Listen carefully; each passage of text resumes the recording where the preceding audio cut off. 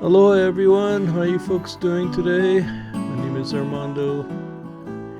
In this video, I'm going to be talking about a local business that has survived many years.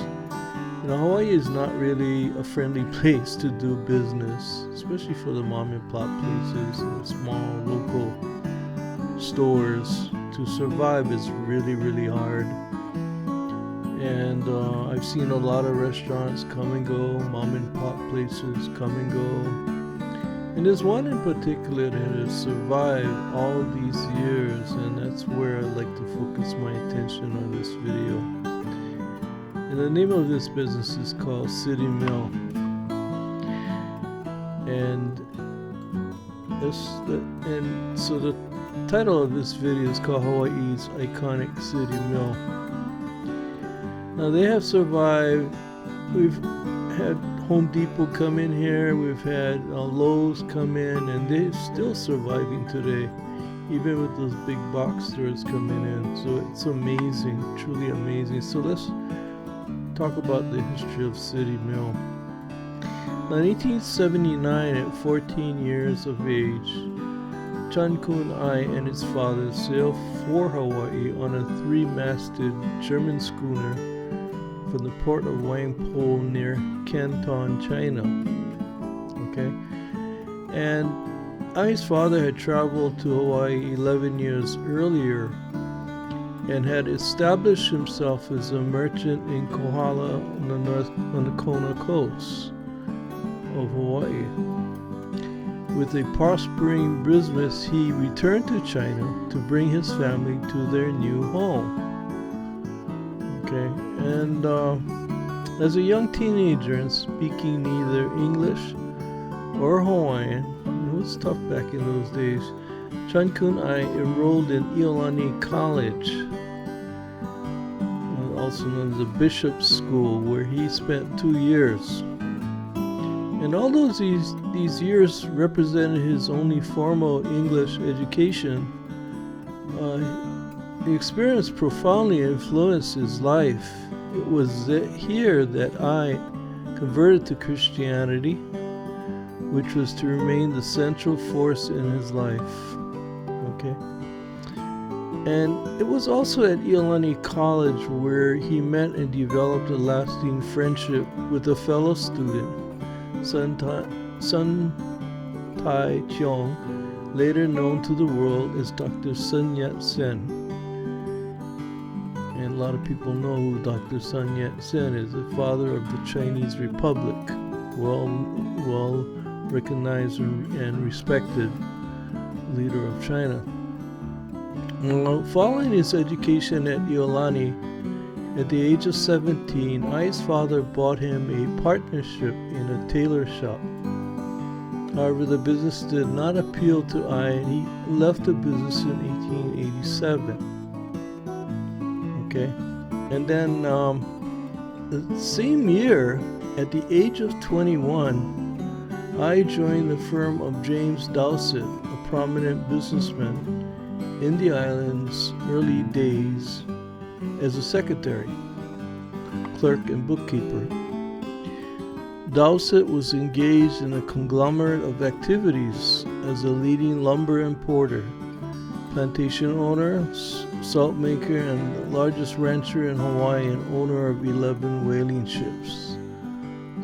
So he had quite a bit of assets. Now, Dowsett had noticed the young Ai and asked him if he were interested in working for his firm.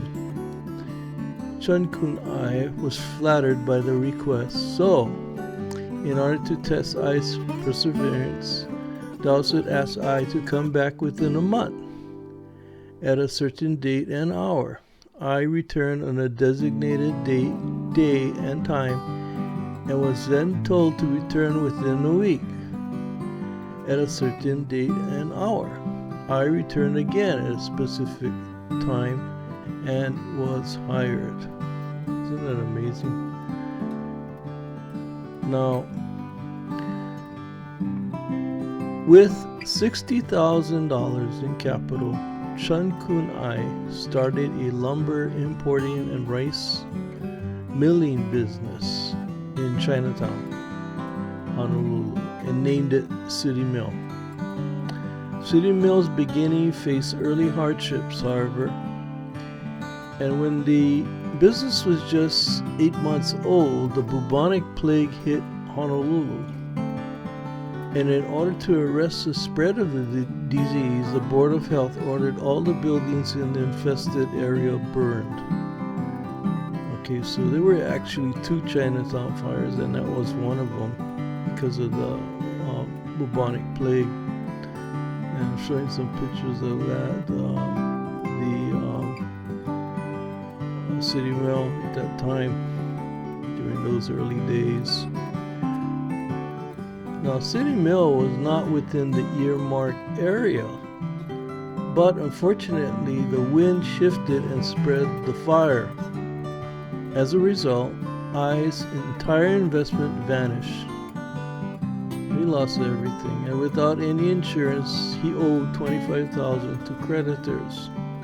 I was able to raise the needed capital to rebuild City Mill, having established himself in the community as a man with integrity and business acumen.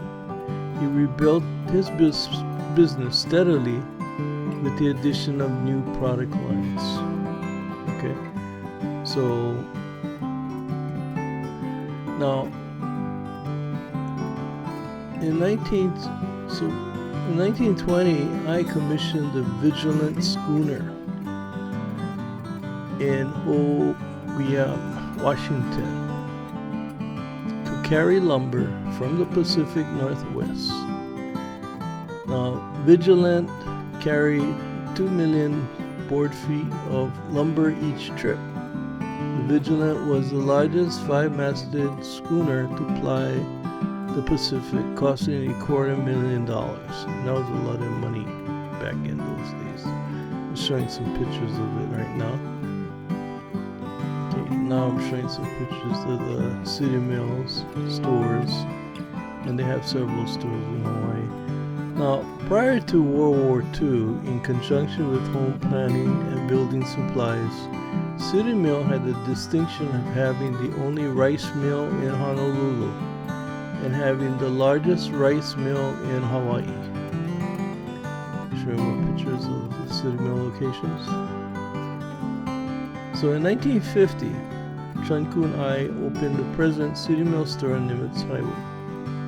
And I've been to that store many times. The building was dedicated to James I. Dowsett, I's mentor, friend, and benefactor. The dedicatory plaque can still be viewed at the Nimitz store. Okay, and I'll show more pictures.